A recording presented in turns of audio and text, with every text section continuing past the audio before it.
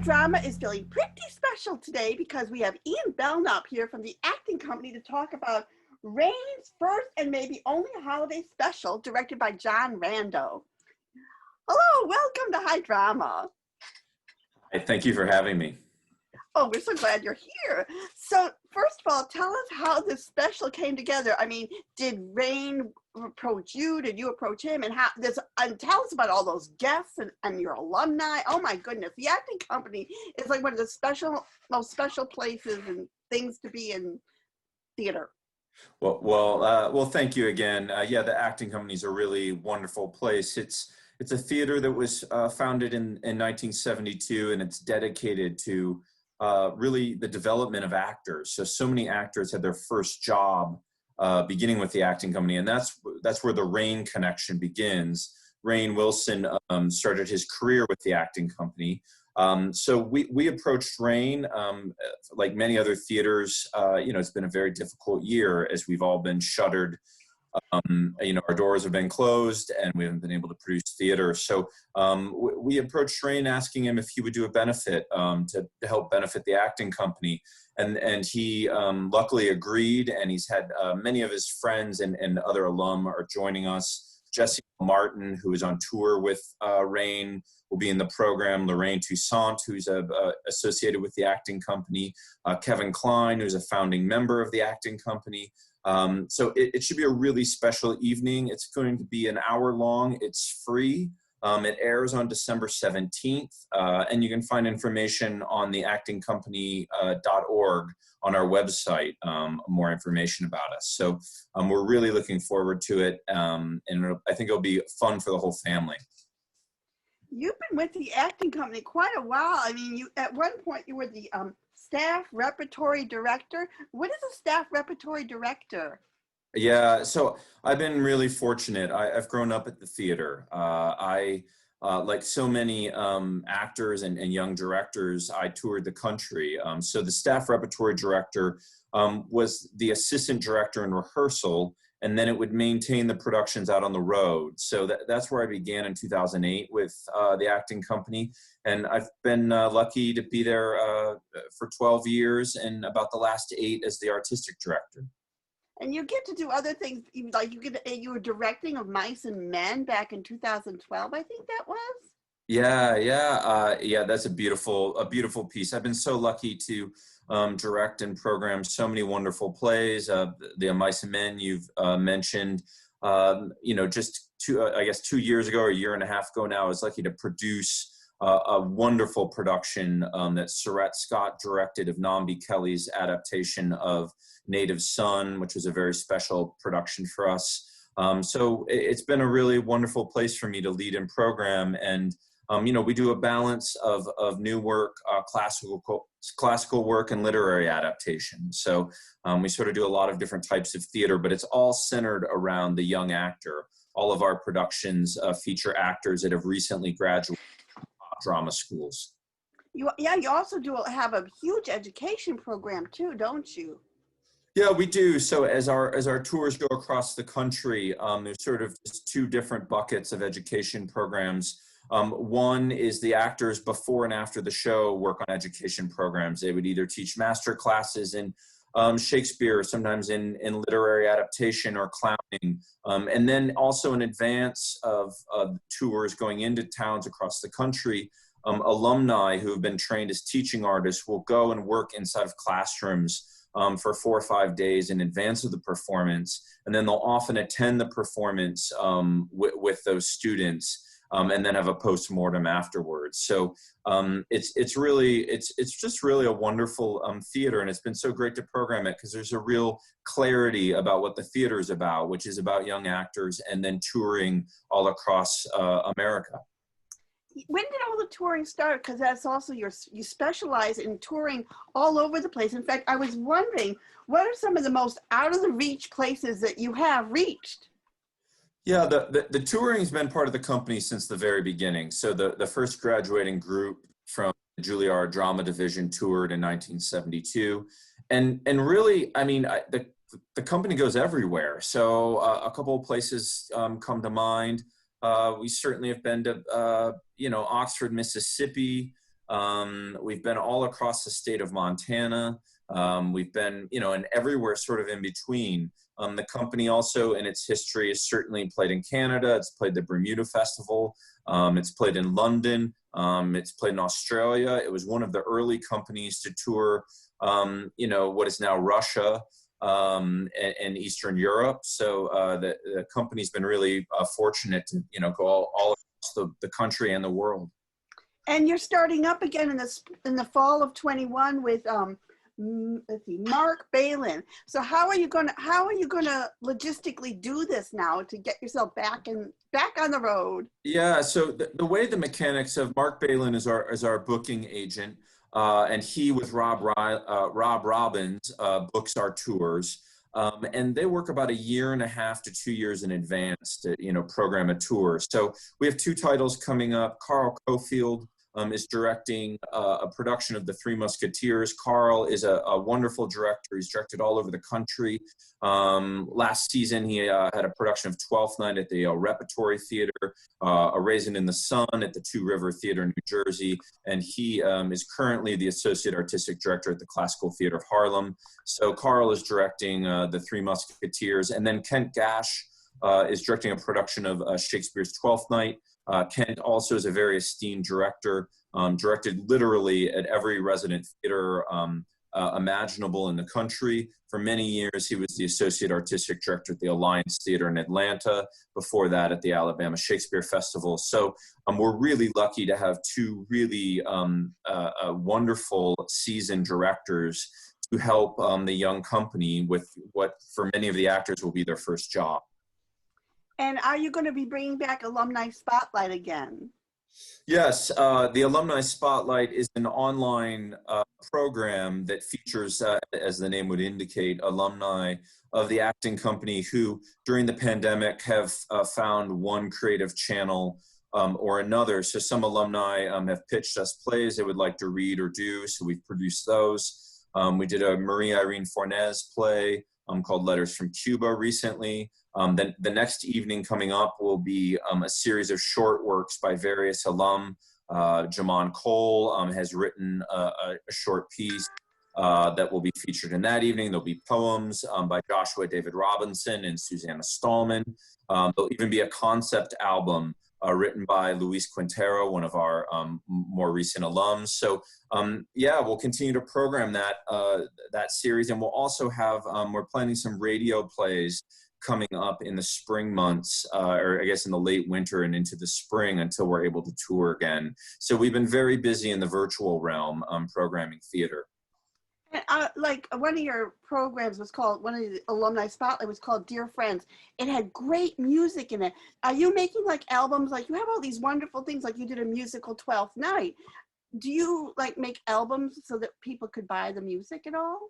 In the Dear Friends program, that again was Tatiana Wexler produced. Really, she put that entire evening together herself. So I would encourage you to go check out her website, where I believe you can listen to that concert that she does and hear some of it. But no, I'm not in the record making business. The not-for-profit theater keeps us awfully busy, but yeah, there are so many extraordinarily talented alumni at our theater that also have, big careers in both singing music and certainly in the musical theater. Do you have like someone right now that you're kind of, you just put into your program that you're kind of keeping an eye on, like this person is going to go places? Oh, wow. It's always so hard to predict. I think there's so many extraordinary actors that have been in the company the last 2 seasons. So I don't know. I think many of them are going to have, really big and strong careers. So I don't think I can just pick one. You're like the best drafting. Like if you were a sports thing, you draft the best people. Well, we spend a lot of time going to each of to many of the drama schools. I mean, certainly we go in and do auditions at the drama schools, but we also really try and see the productions that appear at the drama schools. So we have a real sense of who the students are when they're graduating from drama school. So again, everyone in our company is largely under only been out of school for 3 years out of a, a master's program, or in the case of Juilliard, maybe a BFA program. So, but yeah, we look really hard, and we try to get to know people, and then we put a company together. So the casting is often a little different than maybe you'd see in a, somewhere else, in the sense we really try to put a company together, as opposed to say, the person is absolutely correct for this part or this part or that part. We just try to find the best actors and put them in a company. Well, obviously you do a wonderful job. You got a special Tony Award at some point, didn't you? Yeah, in 2003, which was before my time, Margot Harley, the company's founder, accepted the Tony Award for its special achievement for its dedication to young actors and to touring. So it was a tremendous honor for the theater, and it's a legacy that I'm really just humble. It's very humbling to continue to lead the theater. Well, everyone, you can contribute to this by going to December 17th to see RIII's first and maybe only holiday special. And we appreciate you coming on, and we're continuing with the classical theater by now talking to Bruno Giraldi, who is doing Richard III. Oh. So how did you end up picking Richard III? Right. Yeah, well, the name of the play is RIIIchard. It's not Richard III, it's RIIIchard. Of course, it's based on the true story of Richard III, the king of England, who was in Scotland. I don't know if you know that 5 years ago, his body was found in a parking lot. Well,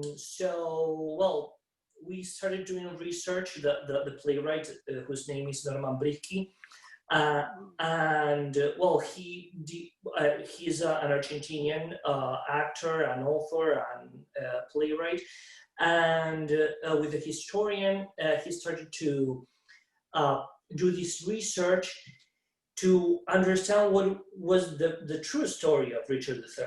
Oh, so this isn't the Shakespeare version. This isn't the Shakespeare version. Oh. Contrary, we are counter-arguing Shakespeare in this play. What we maybe it's I don't want to sound like like this is a PR or anything. We are just, and it's not like, we are not saying that Shakespeare wasn't the greatest playwright that was ever or whatever. His way of writing was great. We all know that. Assume that only one thing happened to a person when you see something. Like, who knows? The Shakespeare version was historically correct. We don't really know. Artistically, we love it, but not necessarily historically. What Shakespeare wrote is not historical accurate at all. That is one thing that we have to make clear. I worked close in order to incarnate this role with the board of researchers of the Richard III Society that is in London. This is a very important society. It has many branches all over the UK. And they devote, I mean, their motto is not to say that this person was good as opposed to what Shakespeare wrote, but just to find the truth. That is that was the main premise of our show as well.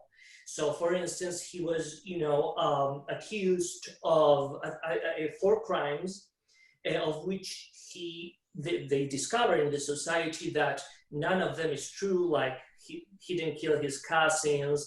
He wasn't a hunchback. He didn't have any. He wasn't deformed or anything. And with this, I don't want to be pejorative or anything. But what Shakespeare did was, to portray him as a person who was deformed, as if that was a feature of someone evil. And I think he also stigmatized a lot of people doing that, because of course Shakespeare's writings are our foundational writings. They not only they have been famous plays and all that, but they have built our psyche. our psyche about love in Romeo and Juliet, our psyche about you know, the love of a son for his mother in Hamlet or whatever. And Bad parenting and King Lear. correct, exactly.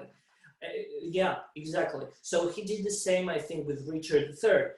And the point is that this Richard III society is devoted to that. We are very respectful for what they what they have found out, and we respected and applied that to the play. And in fact, I made many corrections myself to this playwright Norman Brisky version, because, well, he's a very leftist. I mean, his ideology is very leftist, and he also added a lot of things that have to do with, you know, with socialism and things like that, which it's not like I don't agree on them, but I wanted, like I was saying, something true. Like, this person was a king who tried to do a legislative reform in the laws that was, for instance, boycotted by the Lancaster. That was the family for which Shakespeare was working. That is the reason why Shakespeare wrote him as you know, as a devil, as a demon, or whatever, because Richard III belonged to the House of York. That was that were the adversaries of the House of Lancaster. That was at the time Elizabeth I, for who Shakespeare worked. So that is why in the description I wrote, like, he's a sepoy. A sepoy is, I don't think you use it much in English, but it exists as well. Like, it's like a journalist, like, you know, I don't know if I need to mention, like, Fox News or whatever, like, they work for it to make the establishment look well, and not those who want to help those with less rights, with less capacities. So yeah, that is why Shakespeare did that, and yeah. Fascinating material, absolutely fascinating. They buried him. They buried his body royally, did they not? Once they found it in that parking lot, didn't they put him in the? Yeah. Huh? Yes. Correct. First, they found it in the parking lot, yeah, and then they did that. Yeah, they did a big ceremony. It was a big. It was very important for Scotland. It's like, I don't know if you know, a very important politician nowadays dies, and everybody was, you know, making the line to see. You also do cabaret. You did a whole cabaret thing at Don't Tell Mama. It's called This Is Bruno. I mean, what was that? You told a bit about yourself and then had music to kind of supplement it? How was that? Yeah, that was really nice. That was, yeah, a really nice experience. You know, I don't like very much doing or watching musical theater. You know, I don't like it very, very much, to be honest. I do it because, you know, so, but at the same time, I like singing, like in a concert, like in a concert type of venue, like is Don't Tell Mama or cabaret, and also to do, you know, my acting, like my monologues, or I even did some dialogues as well with one of the backup girls, and yeah, that was like, I wanted to introduce myself. That was directed by Tanya Moberly. We were planning to do another show this year, all based in also cabaret, but quoting philosophers is going to be at some point. We are going to do it about love and death, and well, we are going to sing in the middle. But yeah, that was like my introduction to the cabaret world because, you know, I was born in Argentina, nobody knows me here and in the cabaret world. So yeah. And I saw that in Argentina, you did a lot of classics. You did 6 characters in search of an author, Waiting for Godot, and A Clockwork Orange. So you're very versatile. And what's it like doing that? How is it doing that in Argentina? How did it, you know, because isn't Argentina a very Catholic country? And then you have A Clockwork Orange. So how did that, you know, work out? Yeah, well, you can ask the Pope, right? Who you know, Francisco or Francis, I don't know how you call him in English. He's Argentinian, yeah. But no, I mean, Argentina is a very, nowadays, it's a very, you know, free, I mean, you can do whatever you want. It's not like we have it's more Catholic, I would say, than Jewish, maybe. But there is a big Jewish community as well. And yeah, but there is not like, you know, I mean, yeah, the state is, I mean, the government maybe is like Catholic or is on behalf of Catholicism, but yeah, that is not a problem. Yeah, because that is what I was telling you. My main training was in drama, in straight acting and drama, with the author of RIIIchard, that is Norman Brisky. He is a very well-known drama teacher there. There we don't have like universities where you go to, I mean, you have, but it's not like where you get the good quality to learn to act. You have to go to certain teachers, private teachers who have these big studios. Like in the past here, the person I love and I read and revisit all the time, Stella Adler, or, you know, other people, contemporaries of her. But so yeah, I was always cast for these roles, Waiting for Godot. I love Beckett. I think that he has he's a pioneer in some way. Like he could see beyond, like where we are going to end up. That is why I wanted to do Waiting for Godot. And yeah, I don't know. It's like I have the training, and I guess that when I audition, How many languages do you do these plays in? You don't do them all in the original language, like in Argentina. Do you do them in what is it in Argentina? Spanish, isn't it? Spanish or Portuguese? What? No, Spanish. Spanish, right? Okay, yeah. Do you do them in Spanish when you're there? Yeah. I did.